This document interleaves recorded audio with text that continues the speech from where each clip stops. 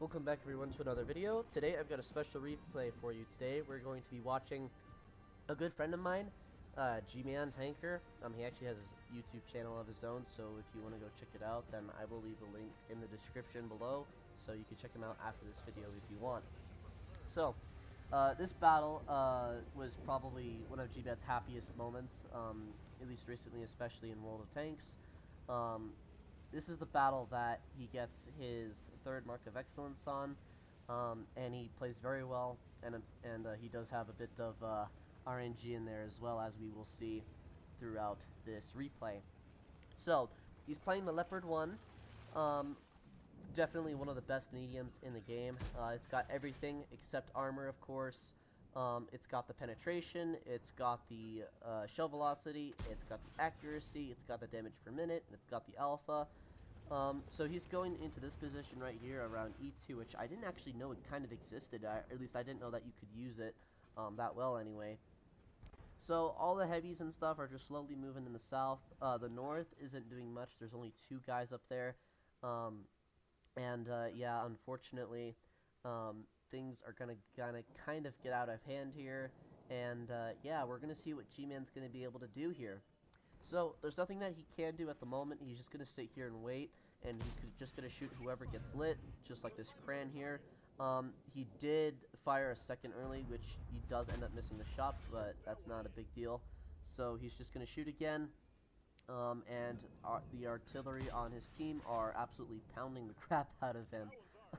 I'm not sure how he missed that there, but like I said, he does get pretty unlucky with RNG here, but he still manages to make it get paid off. So, as we look at the team here, the heavies are just slowly still moving their way in. The north is being focused right now by the enemy artillery, so that Cran definitely must have spotted them, unless if it was possibly the Manicore.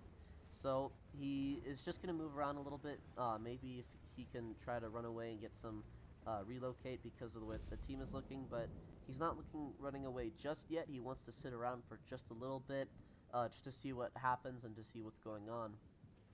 So he has a Sheridan right next to him, and he has lost a lot of hit points already, and so that's why he's not really doing anything, so I totally don't blame him for not wanting to do anything right now, especially since there's a Manicore.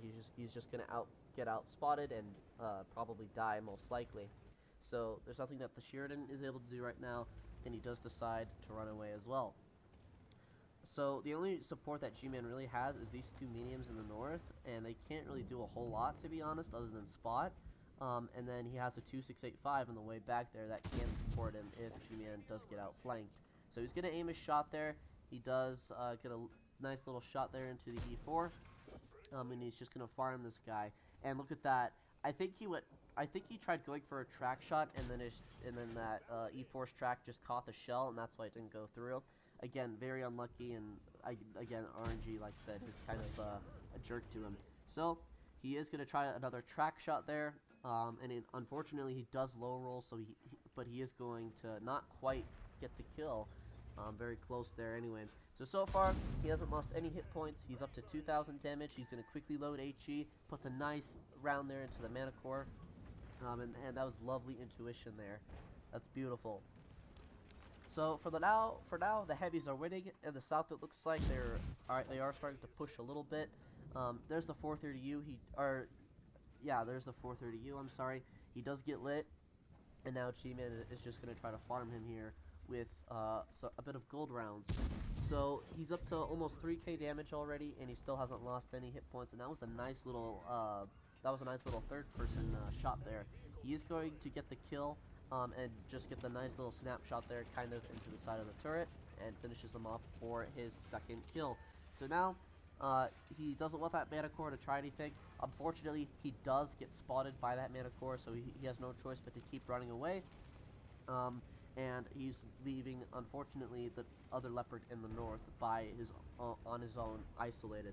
So now he's up to 3.6k damage, and he's going to try to see if he can reset his camo, and hopefully, unfortunately, he does get lit there again, so it really didn't do a whole lot for him.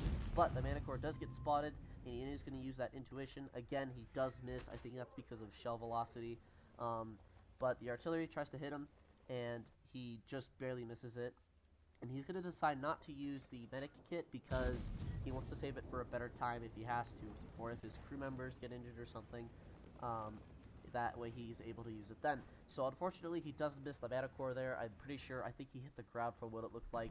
And so now, because their leopard, or their other leopard is rushing him, G-Man is able to get a nice little snapshot there into the mana core's turret and does take him out for his third kill. So now, the A line isn't really a huge threat. He doesn't want to push there. That's pretty risky. So what he's going to try to do is he's going to go try back in defending the heavies, because the heavies have been outflanked, and they are currently losing now on hit points and on just by one takedown. So there's nothing much he could do for the north, so he might as well try helping the south anyway. He's going to try to maybe get a little shot here over the ridge, but then he decides that it's too dangerous, and he's going to try to relocate further back at their spawn, and he's just going to try to farm and snipe them as they try to cross here. So for some reason, the 2685 is just kind of sitting there. He's kind of just useless there at this point, other than maybe spotting anyone who tries to come from the north, but there's only 2 artillery up there, so he honestly could just push that if he was looking at the mini-map. So he's going to try to get a shot on the leopard. Unfortunately, the shell just decides to completely drop, and he does miss him, unfortunately. And there, again, just very unfortunate. That's 800 damage right there alone, that extra that he could have had sooner. But it still doesn't matter because they still would have ended up winning the game. However, if he made a mistake, if G-Man makes a mistake anytime now towards the end of the game, then the no shots definitely could have made a huge difference. And I don't know if he actually hit that blind shot or not, but he does end up getting lit from that. And there is the TVP. Again, another troll bounce by RNG, just unfortunate. He does get a little bit of assistance still from the artillery, and unfortunately their artillery smacks him dead on top of the turret right above the gun mantelet. Thankfully though, it doesn't pen, which is really nice for G-Man, because that means that he didn't lose 1,000 or 800 or whatever it may be.